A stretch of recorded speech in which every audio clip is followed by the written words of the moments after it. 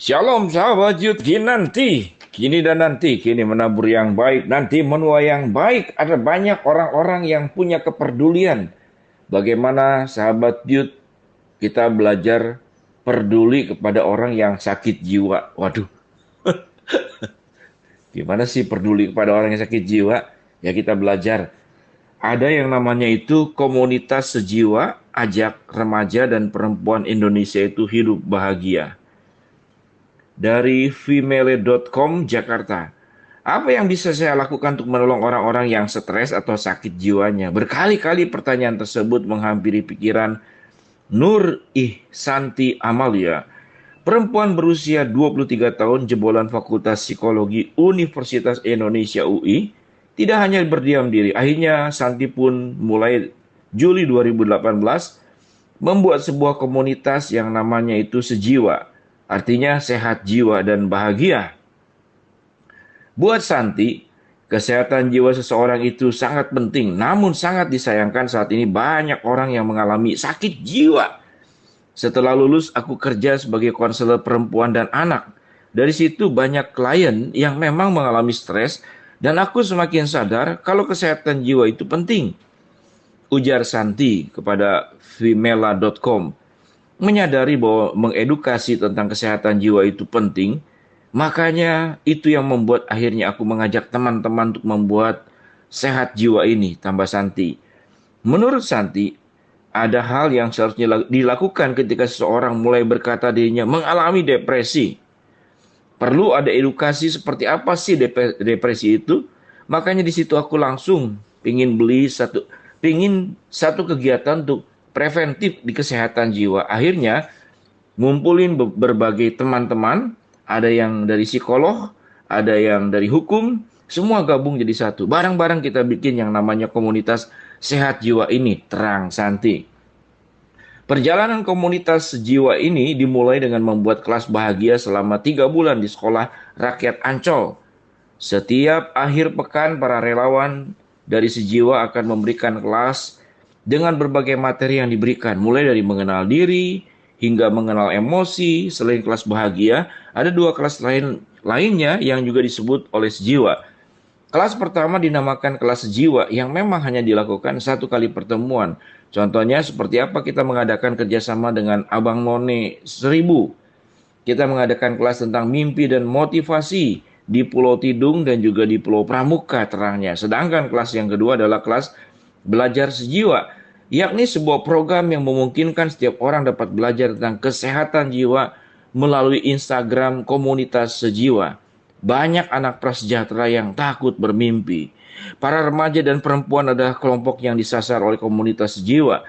Untuk yang satu ini, komunitas Sejiwa pun memiliki alasannya sendiri. Karena kita percaya bahwa remaja itu kan tahap yang lagi gonjang-ganjing, lagi labil. Itu penting banget. Bagaimana kita masuk dan memberikan materi tentang kapasitas diri Terang Santi. Supaya mereka lebih kuat secara internal, sehingga nanti masalah-masalah yang muncul di kemudian hari, yang mungkin juga lebih besar, mereka jadi tahu harus ngapain. Tambahnya, dan kenapa perempuan Indonesia? Menurut komunitas jiwa, perempuan dan calon ibu adalah tokoh penting untuk menciptakan generasi yang lebih sehat. Belum lama berdiri, komunitas jiwa menemukan beberapa permasalahan yang sering dihadapi anak-anak dari keluarga prasejahtera. Ternyata, anak-anak tersebut takut untuk bermimpi karena mereka sadar keluarga mereka tidak memiliki uang yang banyak untuk mewujudkan mimpi-mimpi mereka. Komunitas dengan orang tua nggak bagus, terang banyak juga anak-anak yang ternyata mendapatkan kekerasan di rumahnya sendiri yang dilakukan oleh orang tuanya. Dan satu lagi, dibully. Itu lagi tinggi banget, banyak banget anak yang dibully, tegas Santi. Komunitas jiwa berharap dengan adanya berbagai kelas yang dapat diikuti, anak-anak dapat menyelesaikan persoalan tanpa harus mengambil jalan pintas seperti yang dilakukannya dengan aksi bunuh diri. Sahabat Yudki nanti, ini kegiatan luar biasa. Biasanya kita manusia itu kan bagaimana kita mewujudkan mimpi sendiri. Tapi komunitas jiwa ini adalah bagaimana mewujudkan mimpi anak-anak yang tidak berani bermimpi. Coba, ini kalimatnya diperhatikan baik-baik. Bagaimana menolong ya orang-orang, anak-anak yang tidak berani bermimpi supaya dia bisa bermimpi. Mana yang lebih agung? Kita mewujudkan mimpi kita atau kita mewujudkan mimpi orang lain yang tidak mau bermimpi?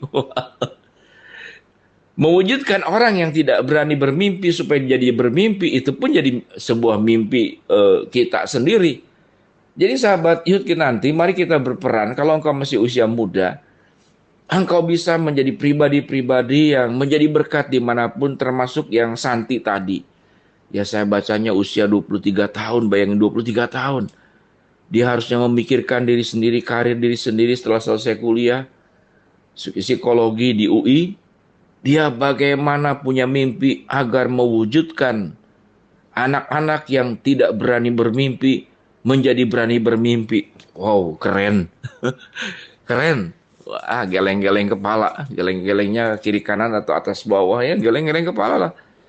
Jadi mari, sahabat Yudki nanti, engkau menjadi pribadi-pribadi produktif, lengkapi dirimu sebaik mungkin lewat pendidikan, lewat kuliah, lewat apapun juga. Karena orang-orang yang berkapasitas, maka merekalah yang kemudian akan menjadi perubah dan memberikan dampak buat dunia ini. Sebagaimana Yesus tinggalkan surga datang ke dalam dunia, membawa dampak keselamatan secara menyeluruh, pertolongan, yang sakit disembuhkan, yang terpecah, ya yang terurai, yang rumah tangganya kacau dipulihkan, dan membawa kabar baik, memberikan makanan, memberikan pertolongan. Luar biasa, Matius 25. Itu juga yang dilakukan oleh Santi. Ya, dia menjadi berkat di mana dia di mana berada dengan kapasitas yang dimilikinya.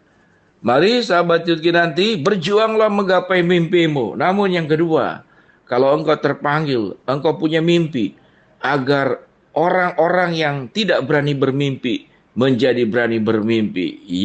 Luar biasa banget. Komunitas jiwa yang dibentuk oleh Santi, seorang yang kuliah dari UI psikologi, lalu memberikan sebuah sumbangsi buat masyarakat yang luar biasa. Sampai berjumpa kembali dalam layanan Yudki nanti. Kini dan nanti, kini menabur yang baik, nanti menuai yang baik. Shalom.